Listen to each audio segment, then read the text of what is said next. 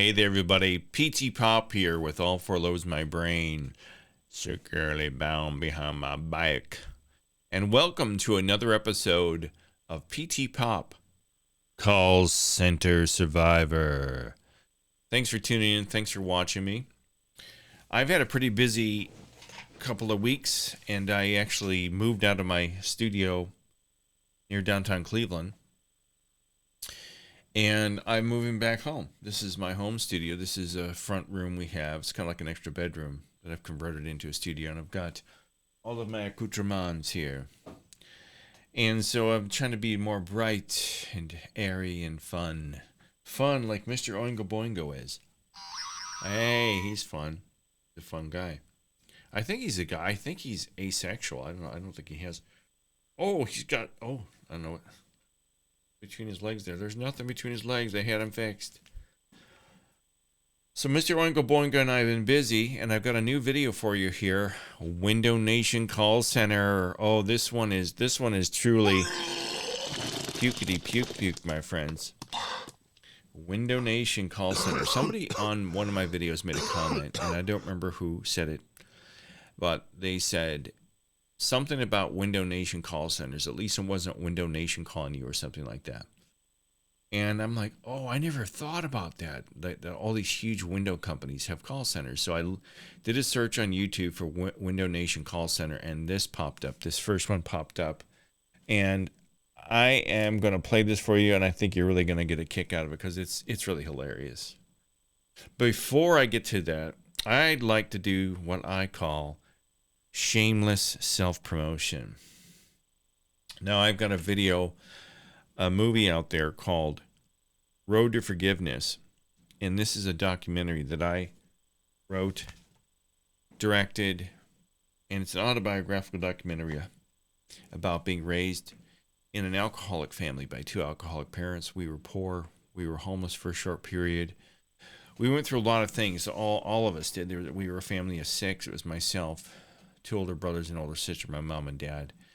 And the thing I found in life is that most people who go through this don't talk about it. They don't want to talk about it. They don't want anybody to know about it. But all that does is perpetuate the situation for themselves and for others around them. And I found that when you find other people that have been through similar things as you feel a peace come over you because you know you're not alone. There's something about that peace in numbers, the peace in knowing other people have been through similar things, and there's a camaraderie in it. And that's why I want to make this film, because I figured if there's somebody like me who nobody knows and nobody knows of, I'm not a household name, maybe other people would feel comfortable coming out and talking about it. Because, you hear other people's stories, famous people, you hear about all these other people who have been alcoholics, or like Robert Downey, he was hopped up on smack and coke and booze and all this stuff. I'm tired of hearing about Robert Downey or what Robin Williams went through or all these other people. What about somebody like me who is a nobody? And if you hear a lot of noise in the background, it is raining here like cats and dogs. It's raining here like Mr. Oingo Boingo's. But, and also, many of you know this that watch me, I have a series of books out. This is the t-shirt to my book. This is my shirt for Press One for Murder. It's the cover to my book. And I've urging each of you to go out and read my books. I've got 3 books out there, but let me bring up Press One for Murder. You can get it on Amazon now. You can buy it Kindle. Well, I guess Kindle is a zero. It's free. I think it's $2.09 to buy it. It's if you got Kindle Unlimited, it's free. Paperback, it's only $2.09. I'm not certain about if that's what I make off of it. That sounds like what I make off of it. I think I'm selling it for like $8 or something. But it's a cool story about a young guy that works in a call center, and a variety of his customers, his local customers in the city where he lives, are turning up dead, and the people think that he's killing them off. So check that out, Press One for Murder. But what I'm going to do today is I'm going to get to the main feature that you've all been waiting for. And this is Press 1 for Murder. I'm sorry, no, this isn't Press 1 for Murder. I haven't even started drinking yet. There's only coffee in here, my friends. And if you want to know the truth, many years ago when I started making videos, I did make a few videos. There was about three sheets to the wind. I was 3 sheets to the wind. Go through my video catalog and write to me and tell me which videos you think I was shit-faced on. There's a couple of them, but I don't do that anymore. But this is Window Nation Call Center. This is a propaganda film for Window Nation. And what I want you to do is pay attention to the happy-go-lucky music. I want you to pay attention to the script, the lighting, the camera movement. Everything is meant to make you think that this is a positive, fun, exciting place to work. And this first guy, just listen to what he's looking for.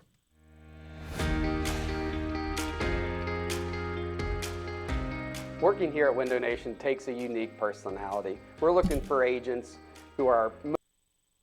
We're looking for agents. They're like, oh, I need a job.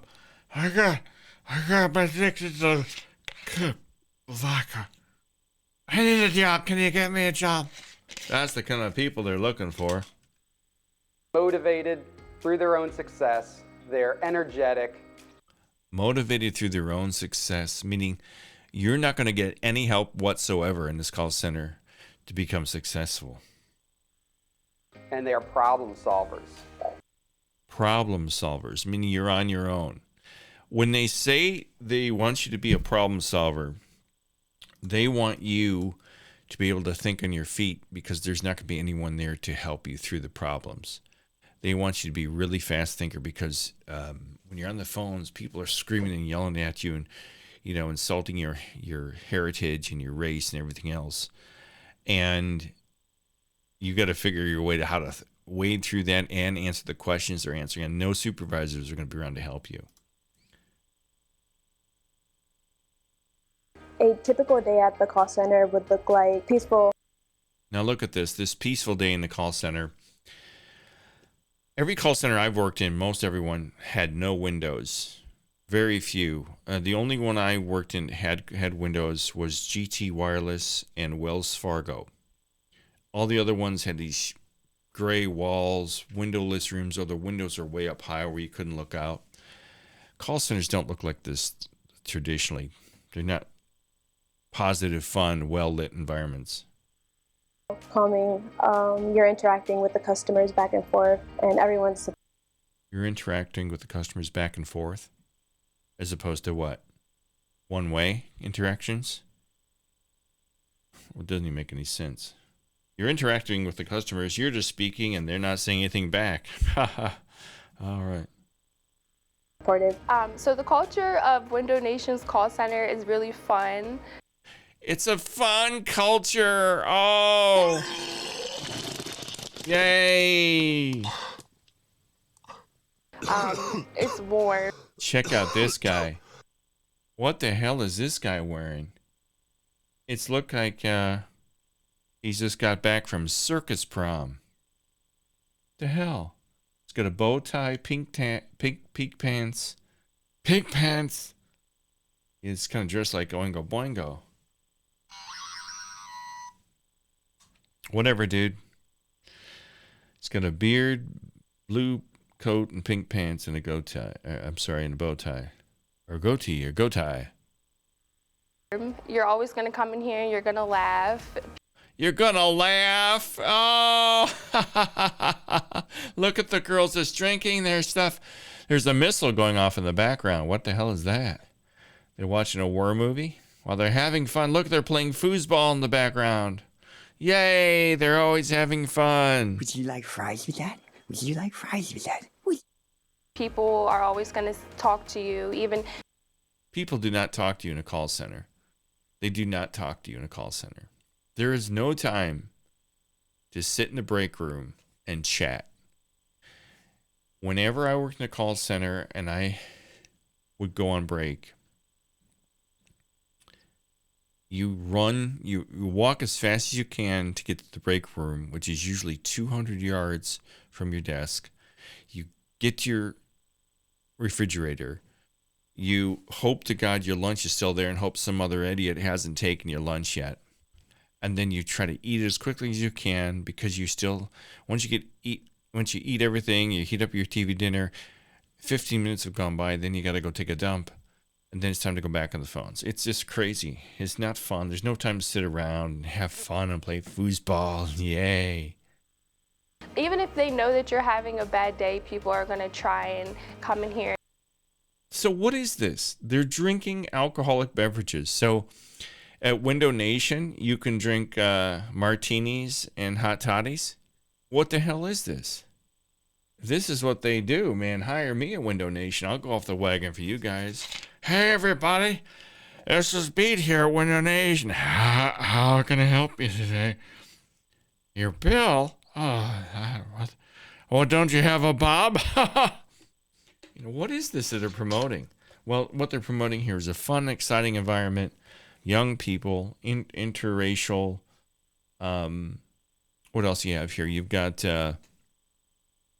predominantly women. I guess they only hire women at this place, and guys in clown outfits. And just lift your spirits, just because that's just what we do here. We're a family. See, they're all drinking. What the hell? How did this get past the censors, the corporate censors? You're pushing alcohol. So Window Nation has a bar on their campus. That's what they're implying. And who's got time to sit around and drink? Looks like they're drinking whiskey sours, and they're probably non-alcoholic, but they're pushing. They're like they're a bunch of drunks. Hey, come, we'll put your windows in. Hey, sir, did you get your windows in? I don't know what they're doing here.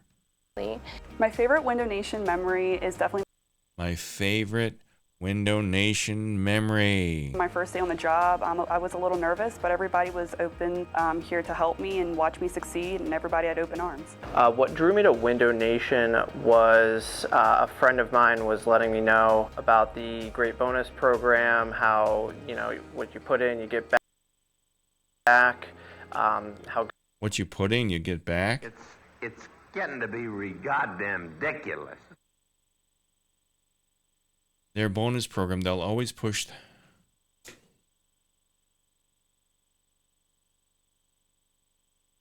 Let me play that again. Let me see what he said here. program, how, what you put in, you get back. What you put in, you get back. So meaning you're going to work your ass off to get this bonus. The bonus structure in these call centers are so rigged because if you don't make the numbers, if you're not at your desk on time, if your talk time isn't down, if you're not getting enough sales per week, per month, per quarter, you'll never get the bonus. It's almost impossible. And there's always one or two people on every team that are the best salespeople, and they do the best. And look at the little slogan here on the screen. Opportunities don't happen. You create them. So basically the message here that I get from this company is you're completely on your own. You're completely on your own. You have to be upbeat. You have to be a fast thinker. You have to be organized. And you have to learn how to do things on your own. How good the benefits are and all the management. It's never dull here. Everyone's always positive, and That's such bullshit. Such bullshit. People are not positive in call centers. People are dying to leave. The minute most people get hired in call centers, they've got their resume together and they're still looking for another job. The turnover rate in your average call center is anywhere from 70 to 80%. So if you, let's say hypothetically, they hire 100 call center representatives in one quarter, 80 of those people will be gone by the end of the quarter. The turnover in these call centers is atrocious, and people are not positive. People are not happy. They're not playing foosball. They're not out drinking together. You don't go out socializing with your friends because most people are single parents. And you don't have time to go to the bar and get shit-faced before you go home. You don't have time for it. And everybody's on different shifts. And most people are brought into the call center on second shift. You got your kid Your kid comes from school at 3. You're at work. You just went to work. You don't get home till 11. When they're in bed, you never see your kids again. Who's got time to go home and drink? People are always communicating, and There's no communication at a call center because people are on phones all the time. There's no way. There's very rarely if you can roll over to your pod mate and say, hey, can you help me with this? Most of them are so busy they can't answer the questions that you can't answer for the customer. It's crazy. What is this thing? Does she have a blanket? Yeah, a lot of ladies in the call centers, that's probably a shirt, but a lot of ladies keep blankets at their call center stations or their cubicles because they get so cold. Girls are always so cold. Women, I'm so cold. Give me a blanket. I got a little heater under the desk. Oh my God. it's just always a good day here. I would It's just always a good day here. say that it's very high energy and driven, and no matter what, everyone is here to support you 100%. That is so fucking not true. No one is there to support you. As I said, nobody has time to support you.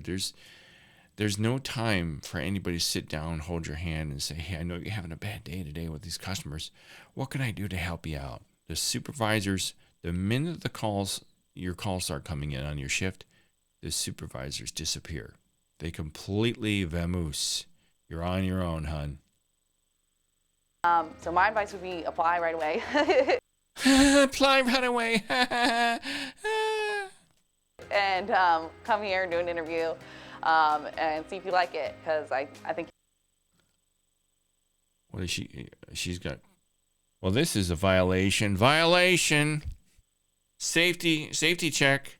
She's got an open drink at her desk, and she's got her cell phone at her desk. No, they don't allow this anymore, people. Your cell phone will be locked in a locker. No open containers allowed at your desk because they don't want you to spill your drink on the precious little laptop that you probably had to buy. I worked in a call center once where they made me bring my own laptop. You will. We're looking for someone who's searching or in need of Searching or in need of mental help. I need a job. Can you get me a job, mister? more structured schedule, paid time. Structured schedule is right. Every moment of your day will be structured to the nth degree. You'll be micromanaged to death. You'll get 2 10-minute breaks, go to the bathroom, get a half an hour lunch, and that's it. And if you go outside those to go to the bathroom, if you do anything outside that structure, you'll get written up pronto. Time off, 401k, benefits. 401k, benefits. Yay. It also doesn't hurt if you excel in Pac-Man. Oh, Pac-Man.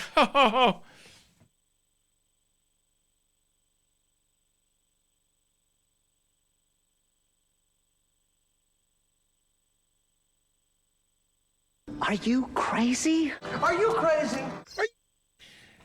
Pac-Man? Who's got time to sit down and play Pac-Man? Bubble hockey, kickball, and basketball. Hope to see you soon. Was that a white man slamming the basketball? Damn slunking it. Hockey, kickball, and basketball. Hope to see you soon here at Window Nation. I don't think so, dude. I don't think so.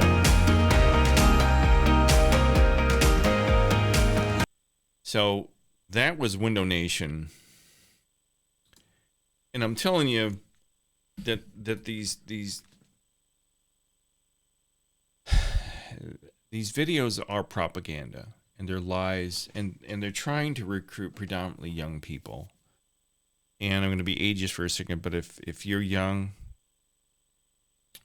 you haven't experienced life, okay? So, not that I'm some wise owl or something, but I know for a fact I was young once, and I was seduced by these call centers when I was in my 20s, and I started working in them because my friend and I, we thought, well, it's true, you can always find a job in a call center. They'll take anyone as long as you're not a felon.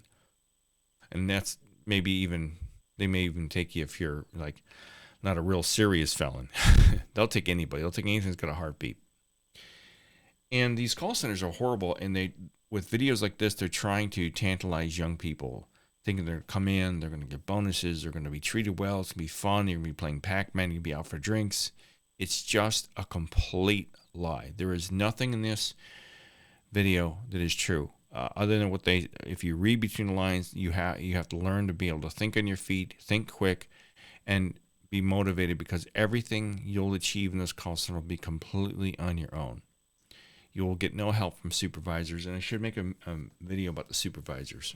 Maybe I'll do that one next, because supervisors in call centers disappear. Every single call center I've worked in, they go into these meetings for hours at a time, hours and hours and hours. And my wife is a director for a major financial institution here in the country. And she is never in meetings like for hours and hours at a time. She meets with different meetings all day long. But the supervisors in the call centers, that you see them all get up, leave their cubicles, and go off into a boardroom somewhere.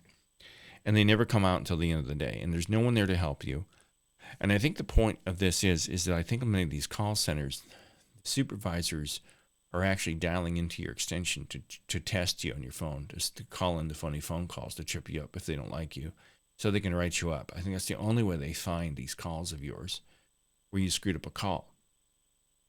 So that's Window Nation. Window Nation, windows, siding, and doors.